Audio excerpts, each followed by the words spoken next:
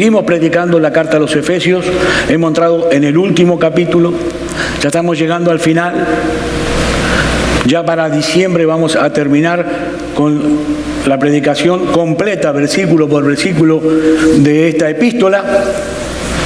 Hemos visto ya cómo después de 3 capítulos doctrinales, el apóstol Pablo entra en el área práctica de nuestra vida cristiana. En el capítulo 4 vimos cómo debe comportarse el cristiano en la iglesia, cómo debe comportarse el cristiano en el mundo que lo rodea, donde vive, donde se mueve. Después, a partir del capítulo 5, el apóstol Pablo ya pasó al ámbito familiar.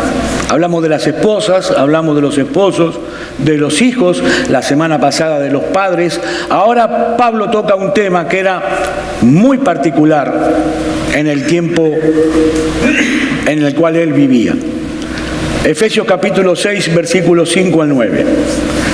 Siervos, obedeced a vuestros amos terrenales con temor y temblor, con sencillez de vuestro corazón como a Cristo, no sirviendo al ojo como los que quieren agradar a los hombres, sino como siervos de Cristo, de corazón, haciendo la voluntad de Dios, sirviendo de buena voluntad como al Señor y no a los hombres, sabiendo que el bien que cada uno hiciere, ese recibirá del Señor, sea siervo o sea libre.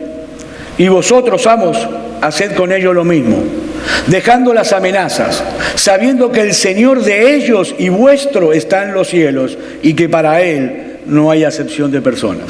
Es palabra de Dios. Hermanos, alrededor del siglo XVII se produce un cambio significativo en el arte de la pintura en Europa. Y ese cambio se debió, ¿saben a qué? Al impacto que tuvo la Reforma Protestante en los países del norte de Europa. Antes de esa época, los pintores tenían la tendencia de concentrarse básicamente en 2 tipos de cosas. O pintaban dioses y diosas paganas de la antigüedad, héroes de la historia de Grecia o héroes de la historia de Roma, o se concentraban en imágenes religiosas. Sí, los ángeles, María, la madre de Jesús, los santos, pintaban eso. Pero entonces llegó la escuela holandesa del siglo XVII con pintores como Rembrandt. Y profundamente influenciados por la Reforma Protestante que existía en esa época, comenzaron a plasmar en sus pinturas cosas diferentes. Ellos empezaron a pintar a personas ordinarias haciendo labores ordinarias. Y así apareció el lechero, el carnicero, el zapatero, el soldado, el pescador. ¿Saben por qué? Porque estos pintores llegaron a entender que el señorío de Cristo se extiende a todos los aspectos de la vida humana.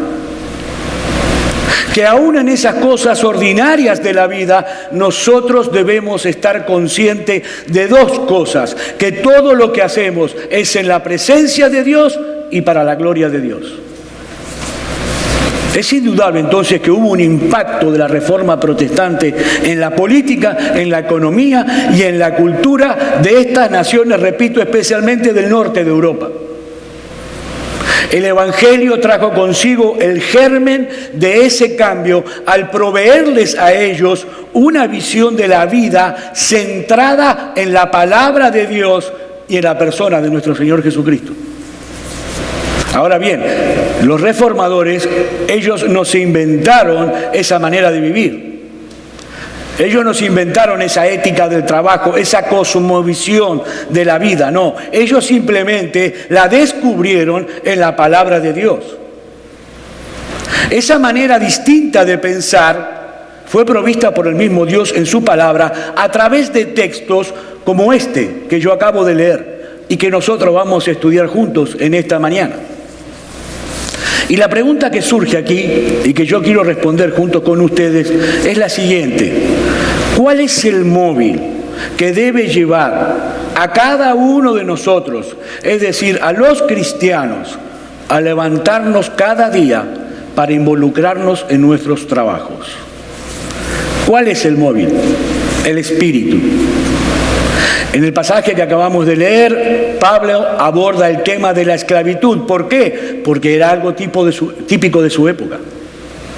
Era algo habitual.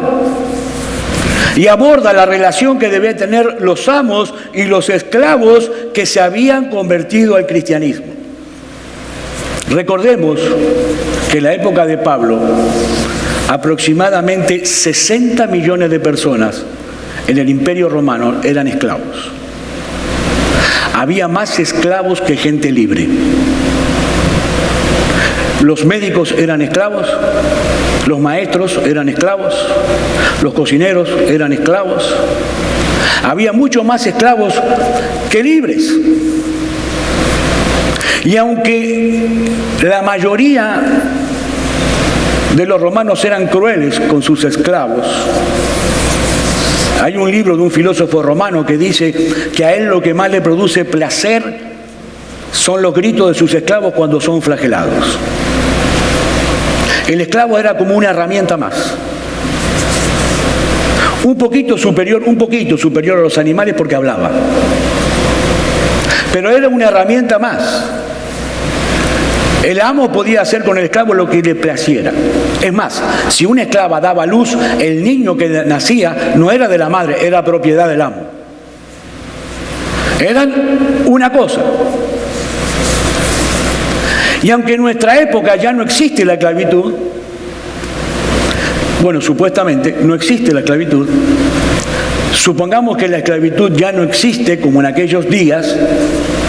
Hermanos, los principios que nosotros podemos obtener de estos versículos que yo acabo de leer se pueden aplicar perfectamente en el día de hoy a nuestro desempeño como empleados y a nuestro desempeño como jefes en los trabajos. Veamos en primer lugar entonces lo que Pablo le dice aquí a los siervos, es decir, a los empleados. Versículo 5 otra vez. Siervos, obedeced a vuestros amos terrenales con temor y temblor, con sencillez de vuestro corazón como a Cristo. Y fíjense cómo Pablo de entrada, apenas comienza a escribir, establece aquí dos cosas bien claras. En primer lugar, dentro del sistema que regía en la sociedad romana, dice Pablo, los esclavos deben obedecer a sus amos terrenales. Eso es así.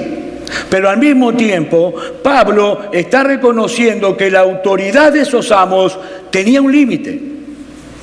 Por eso lo llama amos terrenales.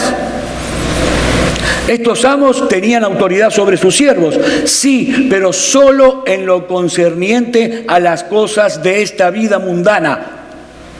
Es decir, ningún amo podía impedirle a sus esclavos que se convirtieran al cristianismo.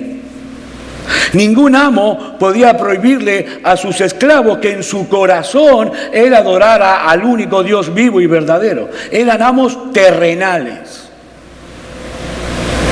Pero nosotros tenemos otro amo, con mayúsculas, que está en los cielos y es el que debe regir toda nuestra vida.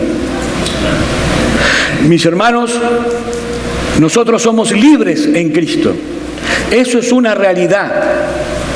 Pero esa libertad de la que gozamos nunca puede ser tomada como excusa para violentar las líneas de autoridad que rigen a la sociedad y que han sido establecidas por Dios. Escúchenme bien, el irrespeto a la autoridad, cualquier autoridad que sea, no es compatible con el cristianismo. No es compatible con la fe cristiana. Si tu jefe es un ser desagradable, pesado, malhumorado, maleducado, no por eso deja de ser tu jefe. Y si lo que tu jefe te está pidiendo es parte del trabajo específico para el cual tú has sido contratado, es decir, es parte de lo que tú debes hacer, y lo que te está pidiendo no es pecaminoso en sí mismo, tú debes hacer lo que él te pide. Punto. Punto. Por supuesto, repito, nosotros no somos esclavos en este sistema, solamente somos empleados. Hay un límite. Pero repito, si lo que tu jefe te pide, ese tipo malhumorado, pesado, desagradable, si lo que te pide es parte de tu trabajo específico y no es algo pecaminoso, tú debes obedecer la autoridad de ese hombre o de esa mujer. Pedro lo dice de esta manera en Primera de Pedro, capítulo 2, versículos 18, 20 y 21. Criados, estad sujetos con todo respeto a vuestros amos, no solamente a los buenos y afables, sino también a los difíciles de soportar. Pues qué gloria es si pecando sois abofeteados y lo soportáis. Mas si haciendo lo bueno sufrís y lo soportáis, esto ciertamente es aprobado delante de Dios. Pues para esto fuisteis llamados.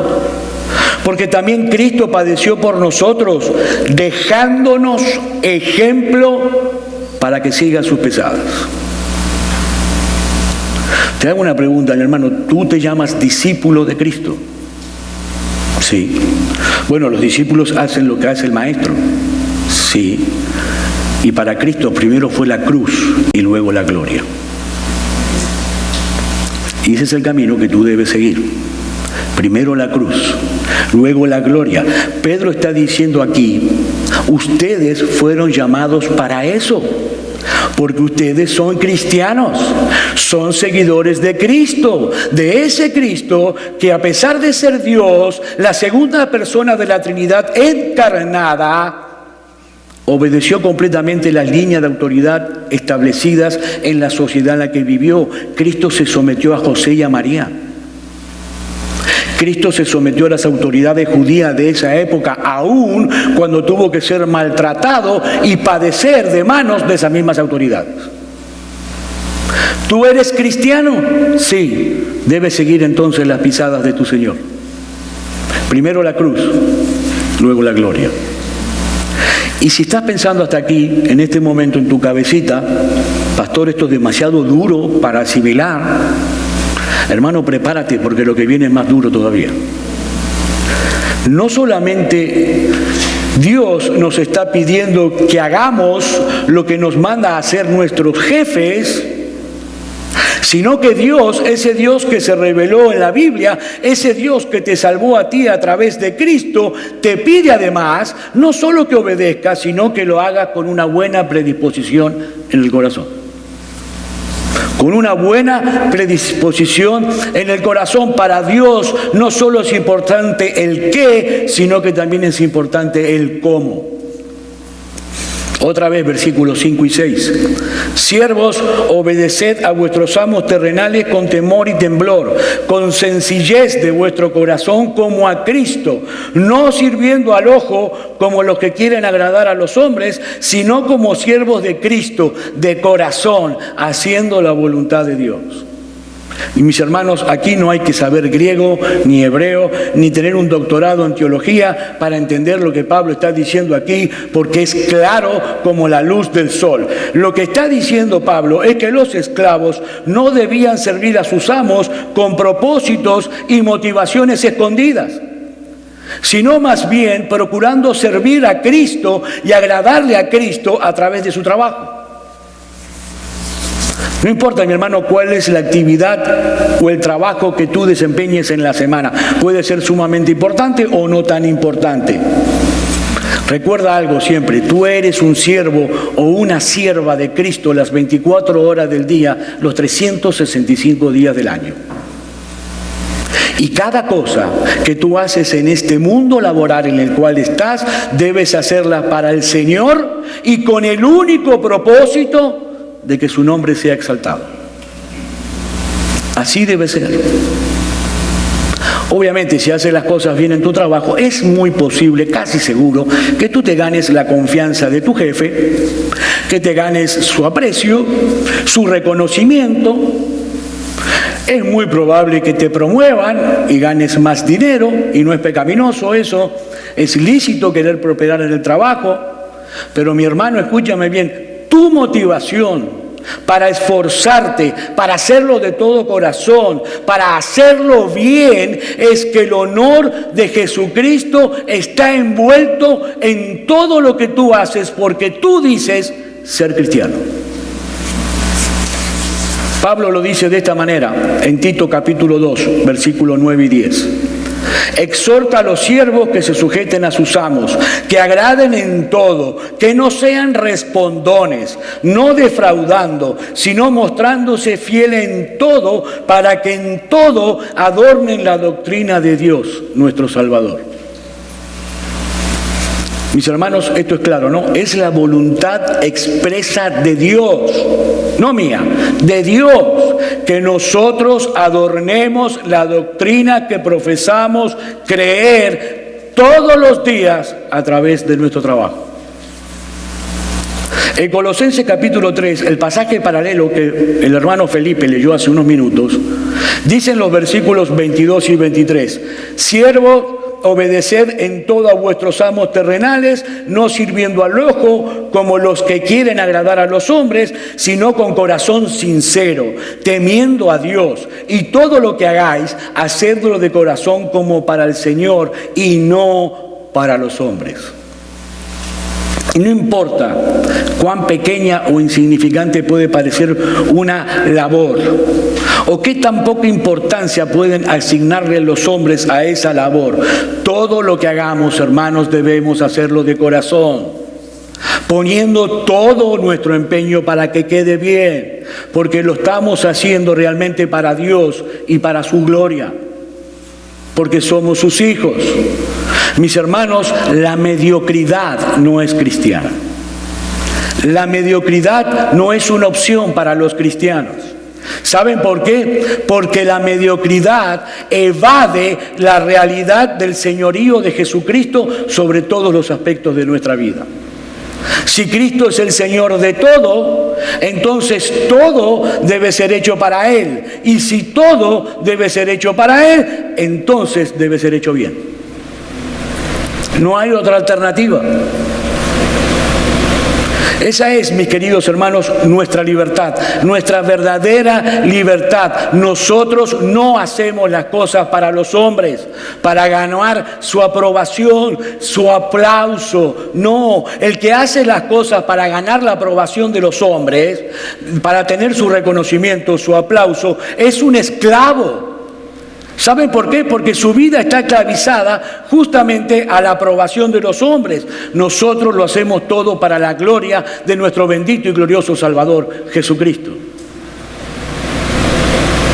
Jesús dijo en el Sermón del Monte, buscad primeramente el reino de Dios y su justicia, y todas estas cosas os serán añadidas, es decir, la aprobación, el reconocimiento, el aumento de sueldo, la promoción serán añadidas, pero buscad primeramente el reino de Dios y su justicia. Nosotros hacemos lo que hacemos en nuestro trabajo. ¿Saben para qué? Para que nuestro jefe y nuestros compañeros de trabajo puedan ver la marca indeleble de nuestro cristianismo en el trabajo que hacemos. Ahora es cierto también que debemos reconocer que es muy difícil a veces poder tener esta perspectiva de la vida, porque no todos los trabajos son emocionantes, son vocacionales, son divertidos. No, la mayoría, por el contrario, la mayoría de los trabajos son rutinarios, son aburridos, son pesados. Es por eso que Pablo agrega un incentivo aquí. Y déjenme decirles a ustedes cuál es el incentivo del cristianismo. Versículos 7 y 8. Sirviendo de buena voluntad como al Señor y no a los hombres. Y escuchen bien, sabiendo que el bien que cada uno hiciere, ese recibirá del Señor, sea siervo o sea libre. Mira, mi hermano, mi hermana. Si tu jefe terrenal, el jefe de tu trabajo, no se está dando cuenta del esfuerzo que tú estás haciendo para que tu trabajo quede bien, o si eres un ama de casa y tu esposo ni siquiera se ha dado cuenta que has fregado todo el día para dejar la casa reluciente, si ese es tu caso, Pablo te está diciendo aquí, Pon todo tu empeño en el trabajo para que quede bien. ¿Sabes por qué? Porque tu verdadero amo, el amo con mayúscula, el que está en el cielo, sentado a la diestra del Padre, reinando en todo el universo y al cual tú realmente sirves, te lo recompensará debidamente, porque tu amo que está en los cielos sabe lo que tú estás haciendo. Pablo lo dice de esta manera en Colosenses capítulo 3, versículo 24. Sabiendo que del Señor recibiréis la recompensa de la herencia, porque a Cristo el Señor servís. Hermanos, nuestros jefes terrenales pueden llegar a recompensarnos con cosas materiales y temporales. Todas son materiales y temporales, pero la recompensa de Cristo es eterna. Eterna. Nuestros jefes ven el resultado final de nuestro trabajo. Pero hay cosas que nuestros jefes no pueden ver, ¿no? Nuestra motivación con lo que lo hacemos, el empeño que pusimos en hacer el trabajo, el esfuerzo, el amor con el que lo hicimos. Pero ¿sabes una cosa, mi hermano? Nuestro Señor Jesucristo sí lo ve. Él lo ve. Cristo ve incluso la lucha que tuvimos en nuestra carne cuando nos pidieran que hiciéramos el trabajo y en nuestro interior en realidad no queríamos hacerlo. Él lo vio. Lo vio. Todo lo que hagas para Cristo, todo, mi hermano, tendrá recompensa. Por eso hazlo todo de corazón. He ahí entonces lo que Pablo dice hasta aquí a los siervos, a los empleados cristianos. Veamos ahora lo que le dice a los jefes, a los empleadores. Capítulo 6, versículo 9. Y vosotros, amos, haced con ellos lo mismo, dejando las amenazas, sabiendo que el Señor de ellos y vuestro está en los cielos, y que para Él no hay acepción de personas. Pablo otra vez aquí es sencillamente muy claro, es explícito. No hay que saber griego, no hay que saber hebreo, ni teología para entender lo que él está diciendo. Él está diciendo que si somos jefes, no solamente debemos revisar las condiciones de trabajo que tienen nuestros empleados para que sean justas, para que sean dignas, sino que también cuál es el trato que nosotros le brindamos. En Colosenses capítulo 4, versículo 1 dice: amos, haced lo que es justo y recto con vuestros siervos, sabiendo que también vosotros tenéis un amo en los cielos. Obviamente nosotros somos mansos y no mensos. Un jefe cristiano no tiene que ser débil en el ejercicio de su autoridad por el hecho de ser cristiano, no. Pero debe ejercer su autoridad como lo hubiera hecho Cristo si estuviera en su lugar. Y es un consejo que le doy a los que son jefes. El día que tengas un conflicto en tu trabajo con tus empleados, siempre piensa lo siguiente, mi hermano: ¿qué hubiera hecho Cristo si hubiera estado en mi lugar? En otras palabras, sus empleados deben percibir ampliamente su bondad, su trato respetuoso, su interés genuino por el bienestar de ellos. De lo contrario, ese creyente está representando mal a su Señor. Así como el empleado cristiano trabaja para Cristo, para la gloria de Cristo, para el agrado y el deleite de Cristo, así también el cristiano que tiene autoridad, que es jefe, ejerce esa autoridad para la gloria y el deleite de Cristo. Es lo mismo. Mi querido hermano, mi querida hermana, cuando tú te levantes por la mañana y te dirijas hacia tu lugar de trabajo a lidiar con tus empleados, o aquellas amas de casa que tienen empleadas en su hogar, no olvides algo muy importante: tú también eres un empleado. Tú eres empleado del Rey de los cielos, del Rey de reyes y Señor de señores, que te empleó a ti para vivir para su gloria. Y por lo tanto tú debes tener mucho cuidado en la manera en que tú ejerces tu autoridad. Se te ha confiado una mayordomía al ser jefe y tú darás cuenta ante Dios por esa mayordomía. Miren, en el día del juicio los amos, los jefes serán tratados igualito que los esclavos, que los empleados. igualito. No serán tratados con más benevolencia porque sean jefes o empleadores. No tendrán más benevolencia los ricos que los pobres. Porque para Dios, como dice el versículo 9, no hay acepción de persona. Hermano, déjame decirte algo. A Dios no le impresionan tus títulos universitarios, en absoluto. A Dios no le impresiona tu casa, ni tu cuenta bancaria, ni tu carro, o la marca de tu ropa. No, porque Dios no se impresiona con cosas inútiles, vanas, sin sentidos. Si tú abusas de aquellos que están bajo tu autoridad y no haces lo que esté a tu alcance para beneficiarlos dentro de lo que es justo y lo que es recto, tú le darás cuenta al Señor. Y si eres cristiano, tú debes entender que Dios te ha puesto donde te ha puesto, en el lugar que te ha puesto, para que muestres el carácter de tu Señor y Salvador, de modo que a través de tu testimonio alguno de tus empleados pueda ser salvo. Dios te puso en esa posición para que lo glorifiques a Él y que tú puedas ser para los demás testimonio del poder del Evangelio en tu vida. Y puede ser, en el ámbito laboral, que sea imperioso en alguna oportunidad darle una advertencia o una amonestación a un empleado que está haciendo mal las cosas, incluso despedirlo del trabajo si es un irresponsable y no lo hace adecuadamente.